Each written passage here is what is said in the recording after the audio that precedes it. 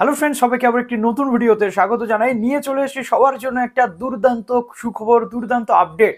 আজকের এই ভিডিওটি যারা শেষ পর্যন্ত দেখবে তারা কিছু না কিছু উপকার পেতে চলেছে এই ভিডিও থেকে, এবং কিভাবে সম্পূর্ণ প্রসেস কমপ্লিট হবে, ওয়ান বাই ওয়ান কি কি বলা হয়েছে, ইম্পর্ট্যান্ট তথ্য কি কি রয়েছে, কোন 50,000 স্টুডেন্টসকে এই স্কলারশিপ দেওয়া হবে, আজকের এই ভিডিওতে আমরা ডিসকাস করতে চলে এলাম। যারা নতুন আছেন এই চ্যানেলে, অবশ্যই চ্যানেলটিকে সাবস্ক্রাইব করে পাশে থেকে বেল আইকনটি ক্লিক করে দিন, যাতে সমস্ত তথ্যগুলো আপনারা টাইম টু টাইম এখান থেকে পেয়ে যান। ভিডিওটি প্লিজ একটু শেয়ার করে দেবেন, লাইক করে দিতে ভুলবেন না।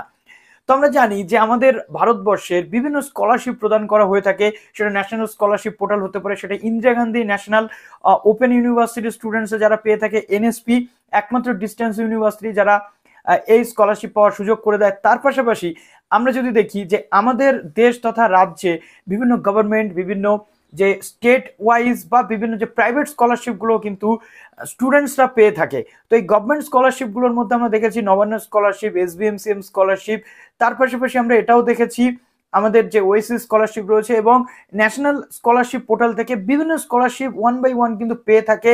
মাইনরিটি স্কলারশিপ থেকে শুরু করে একের পর এক বহু স্কলারশিপ আমাদের গোটা ওয়েস্ট বেঙ্গল তথা দেশ জুড়ে দেওয়া হয়ে থাকে। কিন্তু ক্রাইটেরিয়া থাকে একটাই, যদি কোনো একটা ক্যান্ডিডেট একটা গভর্নমেন্ট স্কলারশিপ পায়, অপর কোনো গভর্নমেন্ট স্কলারশিপে সে আবেদন করুক, এটা গভর্নমেন্ট পারমিট করে না। গভর্নমেন্ট পারমিট করে না বলেই সেখানে স্টুডেন্টসদের এই গভর্নমেন্ট স্কলারশিপের পাশাপাশি প্রাইভেট স্কলারশিপে কিন্তু আবেদন করতে হয়। তো এরকম অনেকগুলো প্রাইভেট স্কলারশিপ রয়েছে, সীতারাম জিন্দাল প্রাইভেট স্কলারশিপ, কোটাক কন্যা স্কলারশিপ, এইচডিএফসি ব্যাংকের স্কলারশিপ রয়েছে, তার পাশাপাশি এলআইসি স্কলারশিপ থেকে শুরু করে একাধিক স্কলারশিপ, যেটা অলরেডি আমি top 5 scholarship, top 6 scholarship, top 7 scholarship, top 10 scholarship, এরকম একাধিক ভিডিও এই চ্যানেলে রয়েছে। লাস্ট কয়েক বছর ধরে আমি প্রতিনিয়ত বানিয়ে দিচ্ছি এবং তোমরা অ্যাপ্লাই করে অনেকে পেয়েও গেছো। আজকের এই ভিডিওতে তাহলে স্পেশালটা কি থাকে? স্পেশাল থাকে একটাই, কেননা দেশের সবচেয়ে বড় কর্পোরেট সেক্টর, দেশের সবচেয়ে বড় কোম্পানিগুলো রিলায়েন্স ইন্ডাস্ট্রিজ কিন্তু one of the leading company Bharatvarsha জুড়ে। তো সেই রিলায়েন্স ইন্ডাস্ট্রির পক্ষ থেকেও কিন্তু স্কলারশিপ এতদিন দেওয়া হতো। তবে হ্যাঁ, এবার রিলায়েন্স ইন্ডাস্ট্রির যিনি ফাউন্ডার রয়েছেন ধীরুভাই আম্বানির 90তম যে জন্মদিন উৎসব পালন করা হয়েছে রিলায়েন্স গ্রুপের পক্ষ থেকে এবং মুকেশ আম্বানি বা নীতা আম্বানির পক্ষ থেকে, সেখানে তারা একটা বড় ঘোষণা কিন্তু এবার করে দিয়েছে। কি ঘোষণা? আমরা জানি প্রত্যেকটা কোম্পানি যারা লিডিং ব্র্যান্ড থাকে, লিডিং কোম্পানি থাকে, তাদের প্রত্যেকেরই বিজনেস করার পাশাপাশি সেই প্রফিটটাকে একটা সোশ্যাল ওয়েলফেয়ারে ইনভেস্ট করতে হয়। সেই সোশ্যাল ওয়েলফেয়ারে ইনভেস্ট করার মাধ্যমে বিভিন্ন এনজিও, বিভিন্ন স্কলারশিপ প্রদান তাদের করতেই হয়। এটা বিজনেস করার একটা শর্তই থাকে গভর্নমেন্টের পক্ষ থেকে, যে আপনি যদি এই জায়গাতে বিজনেস করতে চান বা আপনার এত প্রফিটের মধ্যে এত টাকা বা এত ফান্ড আপনাকে কিন্তু এনজিও পারপাস খরচা করতে হবে, সোশ্যাল ওয়েলফেয়ারের জন্য খরচা করতে হবে। তো বিভিন্ন কোম্পানি, ওএনজিসি বা বিভিন্ন কোলগেট স্কলারশিপ যেমন আমরা দেখেছি, এবার আমরা দেখবো রিলায়েন্সের স্কলারশিপ।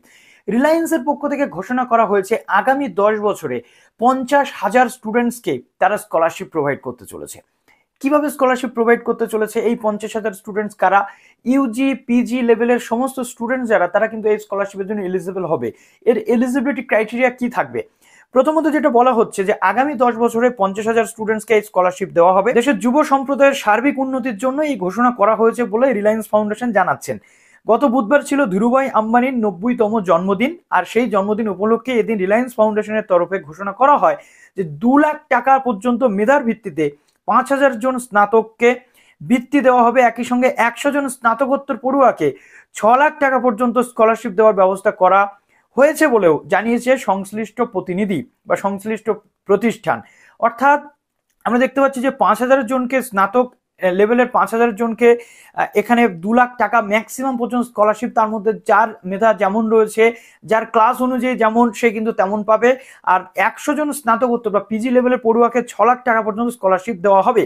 এবং 2022-23 যে সেশন রয়েছে, সেই সেশনের স্টুডেন্টসদের 14ই ফেব্রুয়ারি পর্যন্ত আবেদন তারা করতে পারবে। আবেদন কিভাবে করতে হবে সম্পূর্ণ প্রসেস আমি দেখিয়ে দেবো আজকের এই ভিডিওটাতে। জাস্ট আমি তোমাদের একটা ইনফরমেশন দিতে চলে এলাম।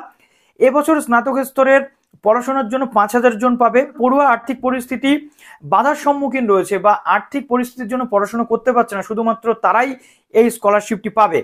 এখানে বলা হচ্ছে যে কারা স্কলারশিপটি পাবেন। প্রথমত বলা হচ্ছে যাদের পারিবারিক আয় 15 লাখ টাকার নিচে, তারা এখানে আবেদন কিন্তু করতে পারবে। অন্যদিকে যেটা আমরা দেখতে পাচ্ছি যে পিজি লেভেলের যেটা কম্পিউটার সায়েন্স, আর্টিফিশিয়াল ইন্টেলিজেন্স, অঙ্ক এবং কম্পিউটিং, ইলেকট্রিক্যাল অথবা electronics engineering, chemical engineering, mechanical engineering, renewable and new energy, material science and engineering এবং লাইফ সায়েন্স বিষয়ে পঠন পাঠন করছেন, তাদের স্নাতকোত্তরের ভিত্তির জন্য মেধার ভিত্তিতে নির্বাচন করা হবে। সেক্ষেত্রে প্রথম বর্ষের স্নাতকোত্তরের পড়ুয়ারা আবেদন করতে পারবেন। অর্থাৎ আমরা দেখতে পাচ্ছি যে যারা ইউজি হোক বা পিজি হোক একদম প্রথম সেমিস্টারে ভর্তি হয়েছে, তারা এই রিলায়েন্সের এই যে মেধাবৃত্তি বা এই স্কলারশিপের জন্য আবেদন করতে পারবে। তো গভর্নমেন্ট স্কলারশিপের পাশাপাশি এই স্কলারশিপগুলো তোমরা আবেদন করো। তো চলো, ভিডিওটা কেমন লাগলো অবশ্যই কমেন্ট সেকশনে জানাতে ভুলো না, এবং কিভাবে এই সম্পূর্ণ প্রসেস শুরু হবে অবশ্যই তোমাদের সামনে ভিডিও নিয়ে চলে আসবো। ভালো থেকো সবাই, বেস্ট অফ লাক।